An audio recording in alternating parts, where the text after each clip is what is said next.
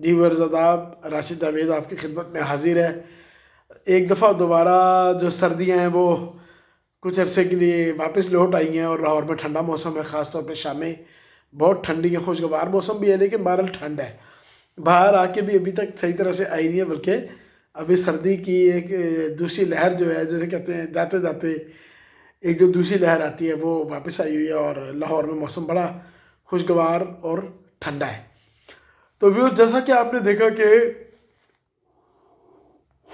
Excuse me معاف کیجیے گا، جیسا کہ آپ نے دیکھا کہ شہباز شریف صاحب نے آج باقاعدہ وزیر اعظم کے عہدے کا حلف اٹھا لیا ہے۔ صدر مملکت جناب ڈاکٹر عارف الوی نے ان سے اس عہدے کا حلف لیا، جس طرح ہمارے آئین میں متعین کردہ طریقہ کار ہے اس کے مطابق۔ اور نواز شریف صاحب بھی موجود تھے، آصف علی زرداری صاحب بھی موجود تھے، افواج کے سربراہان بھی موجود تھے، اور شہباز شریف صاحب کی فیملی بھی موجود تھی۔ خیبر پختونخوا کے علاوہ باقی جو 3 صوبے تھے، انہوں کے وزرائے اعلیٰ بھی اس موقع پر موجود تھے اس پروقار تقریب میں۔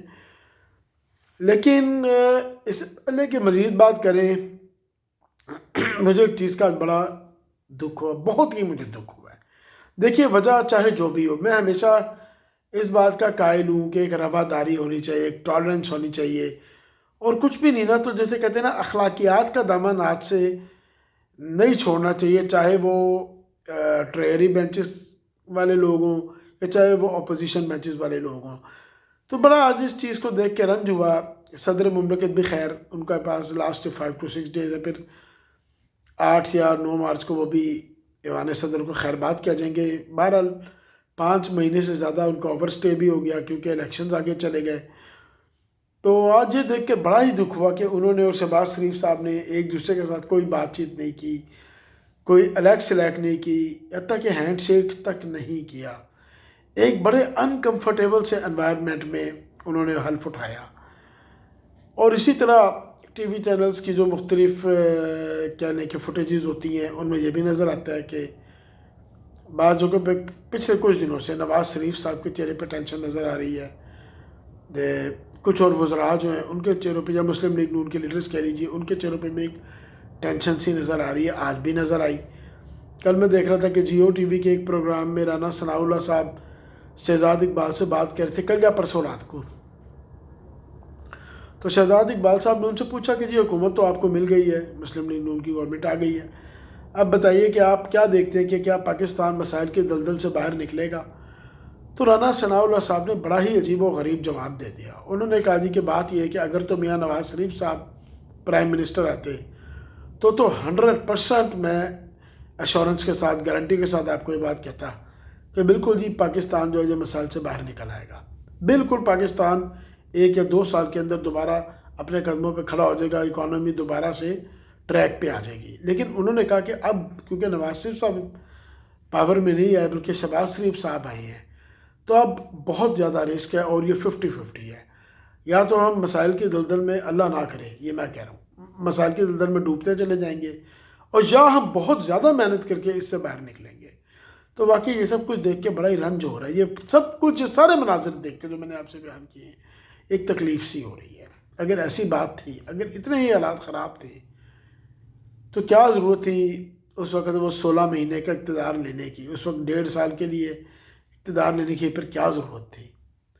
آپ عمران خان کو ہی 5 سال پورے کرنے نہیں دیتے؟ جب جنرل باجوہ صاحب نے آپ سے کہا تھا کہ جی اس کو 5 مہینے اور دے دیں، وہ اسمبلی توڑ دے گا، آپ ان کو پورا ہی 1.5 سال ان کا دے دیتے۔ 5 مہینے کیا دینے تھے، دے دیتے 1.5 سال۔ 1.5 سال کے بعد ٹھیک ہے الیکشن ہوتے ہیں، ہاں یہ ڈیل بنا لیتے، ٹھیک ہے ڈیل تو ہوتی ہی ہے، ڈیل تو ہر جگہ ہوتی ہے کہ ٹھیک ہے جی پھر اس کے بدلے نواز شریف صاحب کی واپسی کی راہ ہموار کی جائے گی، اور اگلے الیکشن سے پہلے پہلے نواز شریف صاحب کو لازمی طور پہ اہل قرار دیا جائے گا، شہباز شریف اینڈ کو پہ مقدمات ختم کیے جائیں گے۔ تو بالکل جنرل باجوہ آپ کو دوسری طرف سے یہ چیزیں بھی کروا دیتے، کرنی تو بلکہ انہوں نے یہ کروا کے کیا دیتے، یہ خود کلیئر کر دیتے نواز شریف صاحب کو، شہباز شریف صاحب کو، اور جو لوگ ہیں جن کے اوپر مقدمات تھے ان کے مقدمات بالکل کلیئر ہو جاتے۔ تو بہتر تھا کہ آپ وہ 1.5 سال کیا لینے دیتے ان کو، کیا اس میں حرج تھا؟ اور اگر آپ نے نواز شریف صاحب کو واقعی اسی طرح کرنا تھا کہ ان کو اقتدار میں لانا ہی نہیں تھا، چاہے وہ اسٹیبلشمنٹ کی مرضی تھی، چاہے وہ شہباز شریف صاحب کی اپنی شدید اندرونی خواہش تھی، واللہ عالم کیا بات تھی؟ تو پھر بہتر تھا کہ اسی وقت گورنمنٹ وہیں سے لے لیتے، لیکن الیکشن میں چلے جاتے۔ جیسے ہی عمران خان کے خلاف عدم اعتماد منظور ہوئی، مطلب ہے کہ vote of no confidence gain ہو گیا، تو اسی وقت ود ان اے ویک اور سو اسمبلی توڑ دیتے، ایک دو فیصلے کر کے انتخابی اصلاحات کر کے چلو ایک مہینے میں توڑ دیتے۔ نہ مسلم لیگ نون کی یہ عوامی مقبولیت اتنی بری طرح ڈیمیج ہوتی جتنی اب ہوئی ہے۔ آج تو میں بہت کھل کے بات کروں گا اپنے ویلاگ میں، اتنی بری طرح عوامی مقبولیت ڈیمیج ہوئی، اتنی بری طرح، ان کو ذرا سا بھی احساس ہے شہباز شریف صاحب کو؟ کیوں آج احسن اقبال کا منہ لٹکا ہوا ہے؟ کیوں آج رانا ثناء اللہ کا منہ لٹکا ہوا ہے؟ کیوں آج نواز شریف صاحب اداس بیٹھے ہوئے ہیں؟ اپنی بیٹی وزیر اعلیٰ بنی ہے، اس نے محنت بھی شروع کر دی، اپنا بھائی وزیر اعظم بنا ہے، چلو کچھ نہ کچھ کر ہی لے گا، نواز شریف صاحب کی رہنمائی ایسے رہے گی، لیکن کیوں بجھے بجھے ہیں سارے؟ کیوں لگتا ہے کہ ان کو ان کی مرضی کے خلاف لا کے کرسی پہ بٹھایا گیا ہے؟ کیوں یہ لگ رہا ہے؟ میں نہیں جانتا کہ ایسا ہوا یا نہیں ہوا ہوگا، لیکن لگتا کیوں ایسا ہے؟ کیوں لگتا ہے؟ کبھی پاکستان کے لیے سوچا ہے ان لوگوں نے؟ ہر وقت ان کو یہی نظر آتا ہے کہ یار میں اپنی بیٹی کو اقتدار دے دوں، میں یا تو میں کرسی پہ بیٹھ جاؤں، اچھا میں بیٹھتا ہوں تو پھر میری بیٹی کو کرسی پہ نہیں بیٹھنے دیں گے، نہیں یار بیٹی پہلے 50 سال کی ہو گئی ہے، مجھے پہلے اسے 10 سال پہلے لانچ کر لینا چاہیے تھا، میں تو بڑا لیٹ کر گیا ہوں، ہم تو بڑے خراب ہو گئے، پھر بیٹی پہ مقدمے بن گئے، بیٹی جیل بھی چلی گئی ہے، اس وقت وہ پھر بھی ذرا ہمدردی کا فیکٹر رکھتی ہے، تو آج وہ وزیر اعلیٰ کی کرسی پہ بیٹھ جائے تو کام شروع کر لے، اس کے بعد تو چانس ہی کوئی نہیں بنے گا۔ یہ ساری باتیں ہوئی ہیں۔ کیا یہ اچھا تھا کہ 2013 میں ہی مریم نواز کو الیکشن لڑواتے، ان کو وہیں سے پارلیمانی سیاست میں لے آتے؟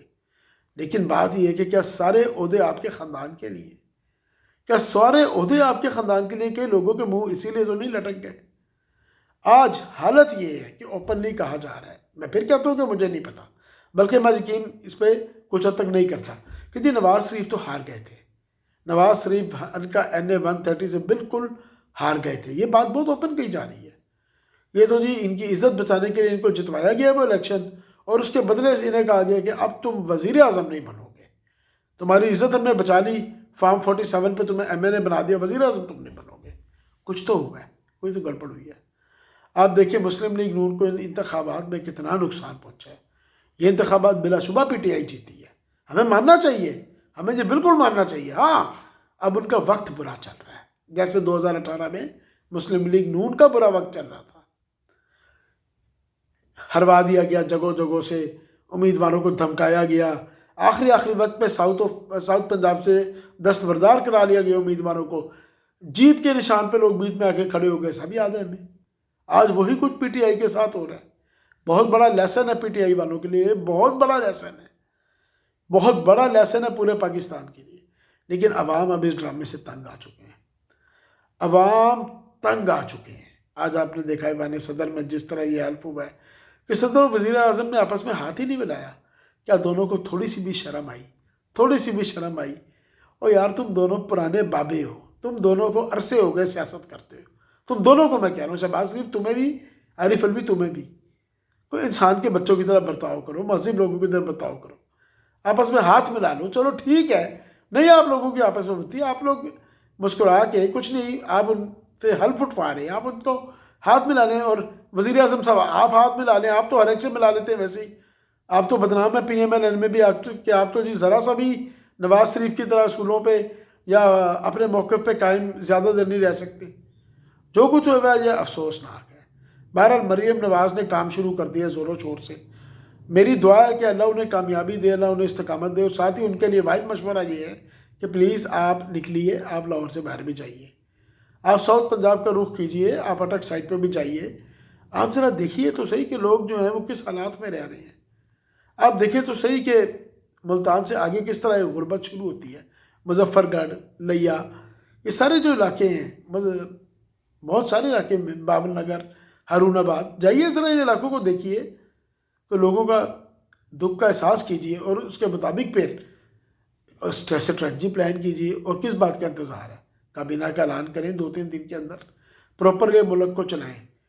پیپلز پارٹی والوں کا بھی یہ کہوں گا کہ بلاول صاحب جہاں آپ نے اتنا بڑا دل دکھا کے مسلم لیگ نون کو گورنمنٹ دیے، تو جناب کچھ وزارتیں بھی لے لیں، آپ وزارت خارجہ تو سنبھالیں، اسی طرح 1-2 وزارتیں، 3-4 وزارتیں آپ لوگ لیں، اس طرح مت کریں کہ اکیلا ایک پارٹی کو منجدار میں یا دلدل میں دھکیل لیں، بہت بڑی زیادتی ہو جائے گی۔ ساری اپوزیشن جو گورنمنٹ کی جماعتیں ہیں جس میں ایم کیو ایم بھی شامل ہیں، سب کے سب اپنا اپنا حصہ ڈالیں نئے وزارتیں۔